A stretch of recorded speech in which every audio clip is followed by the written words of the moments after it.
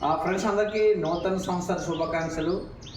2025 సంవత్సరంలో అందరికీ విజయం చేకూరాలని, కొత్త ఆలోచన విధానాలతో, అంటే కొత్త సంవత్సరం అంటే మన ఆలోచన విధానాలు మారితేనే మన జీవితంలో కొత్త వెలుగులు వస్తాయనేసి నా ఉద్దేశం.